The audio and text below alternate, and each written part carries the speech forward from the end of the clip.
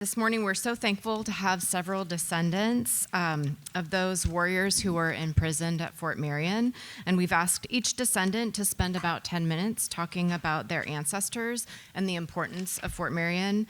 So after each speaker, there will be a short opportunity for questions. So we're so thrilled to have. Some ladies could be put up. Let's see. Text, Julie Dickover, Director, Crisp Ellert Museum, Flagler College. Oh, I can grab some. Text, Dorothy Whitehorse DeLuane, Kiowa Tribe. Dorothy stands at a panel table and organizes a stack of papers. This is Dorothy Whitehorse DeLuane. Thank you so much. So overwhelming to be here, especially when over 80 years I made a promise to my mother that someday I would get to Fort Marion so I could see where my grandfather, Whitehorse, is buried. And the other one was a Skywalker, Mah-mante, Dorothy, Kiowa, Lone Wolf, all of them. We revere their names at home. We were never able to make it. And to just sit here last night and go into the prison and see what they had to overcome. It was a change of climate. You can hear it in my voice. It could have been sympathy. I don't know. We didn't know where they were bringing them. The Kiowas even told me stories. And I was thankful to one Army soldier all my life because she's a little Comanche girl, about 6 years old, and they were taking her dad. I'm Kiowa, but they were taking her. And she was screaming, hanging on to her dad, crying and screaming and holding on. And finally one of the soldiers, God bless him, whoever he was, he said, let her go. So that's why there was a wife and a child that came. They were able to be with their dad. What a feeling that must have been. And then time passed and I didn't have no feeling of rebelliousness no more. Mah-mante was my mother's grandfather. His son is buried at the Rainy Mountain Cemetery, Mountain View, Oklahoma, right now. And they've been waiting to whoever they could trust to see about bringing his son home. I'm the last. I had 9 sisters. The chairman is a direct descendant of Whitehorse. I carry the name Whitehorse right now. That's my surname. Dorothy Whitehorse DeLuane. My mother spent her whole life mourning for her dad, and they were never able to make it here due to the circumstances during the war years and everything. And then I came, and I chickened out on them. I was so overwhelmed last night I couldn't stay there. I had to go back to the hotel. I didn't think I'd have this reaction because we had 2 generations that didn't seem to understand or care. I have a colleague right here from the Comanche Nation. She's the Comanche lady I know that kept up with her tribal things. We never let anything drop. But some of our tribal administrations, it might have been a lack of interest or not wanting to know. And finally, we found people that afforded us not the money, how to get here, the ins and outs, because there were so many doors closed. And I feel like I've got my foot in now. And we can take him home to be buried with his relatives at Mountain View, to his beloved Rainy Mountain That's our home place. That's the way I felt all of my life. I was a non-English speaking child. I didn't talk English until I was in my teens. And I grew up in a full-blood Kiowa home, learning our ways, raised with it, never being ashamed, never going through that period where all you wanted to do was talk English. And somehow, when I see the pictographs on clothing, I have a sudden reaction. That's the only reaction I have. Don't use my grandfather's prison for your clothes. You know, use our tribal things, not our pictures where they suffered. And that's the only reaction. The generations now, we're by no means responsible for what our people done. That's been long gone. I've had a long life, and I think this is my end of involvement as long as I can do things for my tribe. But Rita and I are both from each tribe. We're able to make it. I'm in my 91st year this year, and I've been able to keep up with this. I've always been proud of who I am. Never, never, never be ashamed of where you come from. I've had a nice life. This was my only real goal, is to someday, and I thought I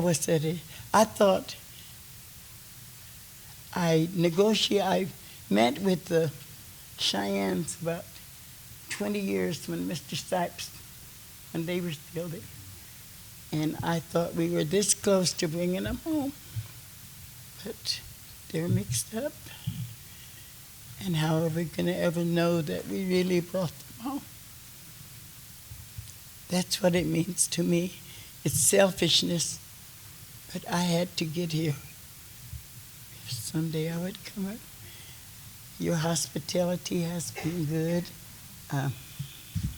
Dorothy pulls a black and white photo out of her stack of papers. She looks up to address the audience. Our tribe was punished. And the last go was with Chief Lone Wolf Kiowa. They call it the wrinkle hand chase. They fled as far west to the State Plains as they could. And they hid in a place called Paladuro Canyon. And somebody reported to the scouts, and they found us. We had Kiowas going down there saying that this was the day they were dying. They were going to die because it's a deep one-entrance canyon. And the only way they could knock our brave warriors to their knees was to kill 1,500 horses. One entrance out. No way to go out. Poor Buffalo. He was behind a rock singing his final death song. They were sitting there. Miss Enoch Smokey, the town of Amarillo, Texas, honored her in 1955. And then that's all. Last we heard about the president, this for 20 years. And they honored her. And she said it was wet and it was cold. And they were all going down one horse at a time. And she said her dad told him, "Put on your best clothes tonight. Put on your best clothes because we're going to die today." She gazes out at the crowd. That's where, and I get teary, but I still have those feelings. I'm so grateful. That was, we had, and then Whitehorse was, our chairman is fourth in line in that name, with that name. And he was here. He was kind of arrogant, tried to escape 2 times, stayed in a dungeon for almost a month without anything but water and bread. Then they walked him around the square here showing him off. So he and one Cheyenne, they put him in the arena because they wanted to know how we handle horses. They put him in the arena with either a bull, a toro, or a buffalo, I don't know. They had a show. They let that animal go into the arena, and they chased it. All they had was one butcher knife. And they trapped it between them, the Cheyenne with his knees and the Kiowa with his knees. And they said Whitehorse jumped off and stabbed the buffalo right where the spinal column is. And in 2 minutes flat, he was on the ground. And they said he cut I'll show him what a savage I am. He cut it open where the kidney was. That's a delicacy for us. And pulled it out and ate it raw. They said there were ladies fainting in the arena. But they actually done that. And those were Kiowa, Cheyenne, Apache, Caddo. Those were warriors. They weren't little boys, they were warriors that we still dance for them. Thank goodness the tribes west of I-35, if you're ever there, are welcome to all of you to come, because I call us west of I-35 the Buckskin Feather Indians. East side of I-35, they have their own dances. But you're going to see real Indians. Come and visit us. I'm just too overwhelmed. And you're looking at one right now.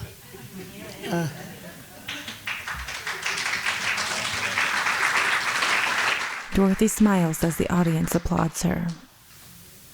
Raised our children with those values. Never, never, never, never ashamed to be who we are. We come from noble people, the 9 tribes that I named. We're brothers. We call our brothers the Comanches, Kaigu, warriors. And in honor of them, that scalp lock right here, Kiowas call it a kaipon. It's a warrior braid. That's how we honor them.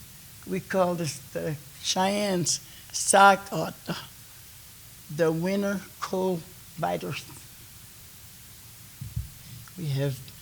I'm a fluent Kiowa speaker. I teach it in all stages. And we just graduated our first classes of 12 fluent speakers. And they're qualified to teach in the classroom. I teach at a little university by the house, about 9 miles from where I live, for about 11 years now. I just thought I should share it. And my siblings and I all spoke. There was never any English spoken. We sent warriors for every war since World War I. The tribes, I'm speaking for 9 tribes. We've taken part in everything. We had an alliance with the Caddo tribe, our strongest 4-dance organization. Had many, many Caddos that belonged to the Ohoma. That's the war we got from the Cheyennes. So it just makes a round robin like that. The Comanches, we're just part of them. And I just got to, I could feel that. I know I don't have to share it with y'all. I know you guys felt it too. But I felt like they said you came to get us. And it'll happen. It'll happen. We have to. Then it'll be fulfilled. I cry. My mother prayed all the time. That was her grandpa, Mah-mante the Skywalker. He was a mystic, and he could make things happen through, they said witchery, but it wasn't evil witchery. And when the man that turned the Kiowas in, he was going, the first one he pointed out was Lone Wolf, and Lone Wolf became our last all-around chief.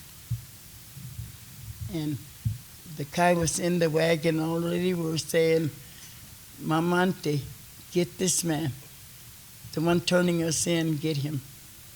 And Mah-mante said, no, don't say that. If I do something to him, I'm going to have to suffer. I'm going to have to give my life. And then the irony of that is 4 days later, on their ride across the country on a wagon, they got word that the man expired from strychnine poisoning. 2 women in the front row nod.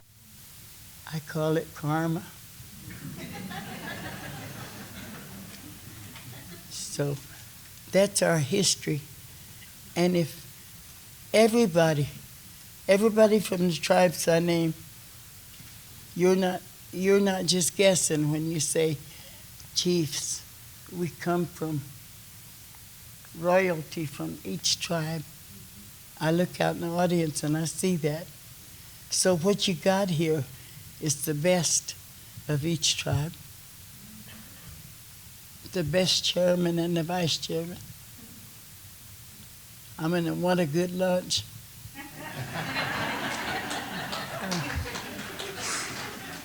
A medicine bag hangs from Dorothy's neck. And maybe a pair of Cheyenne moccasins. Anyway, I'll leave you. I'm a fluent Kiowa speaker, but my voice is just killing me, so I'm going to pray for a safe travel home. I finally got my wish. I finally got to visit both of them, and the rest of the Kiowas. All of these were the noble ones that they captured. You don't have trash here. They were our royalty. Aho, doggy. Hage to him do tata. Beit ahal. Conti. A tsanda kakumba. Goat de im do tata. Honde get get time. Take go bingo dit. Tam sale. Tokyo. Get dit. Solo do tata. Como pita, ampedo, tape bedo, but I'm dekiem do. I'm dekiem do. Hateli zaita, hateli bata. He got on time. Toi bata, he go do zait yita. No, he go get on dita. Ai oi on ta kare it on ta kunta. Oi data on. Aho. Dog e. Kapege dog e. Aho. He got honde get on. Can't. He got no upon. He go onga, conte de do sata. But he go onga, I ate go onga, I took. Hatil get do, Hattil. Get time. He got no upon Oba. Prayed for all of you to have a safe trip home. Good luck in everything you do.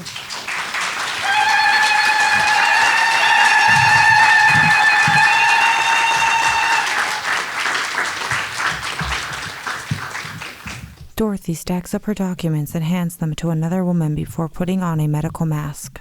Lori Lee stands at the podium next to Dorothy.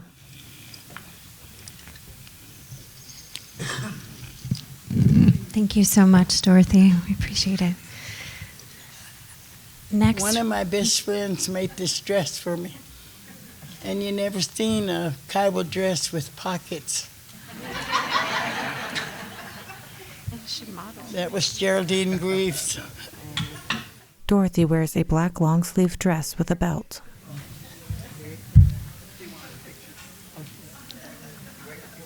Oh, your photos, do you want me to take them down or can we leave them? Yeah. Okay. Yeah. Yeah, we'll get them to you. Yeah.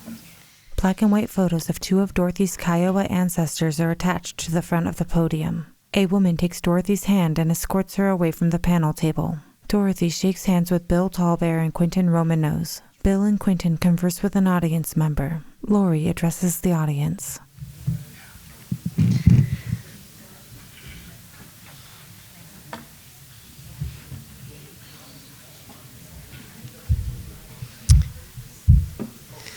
Every woman appreciates a dress with pockets, so take note, designers of the world.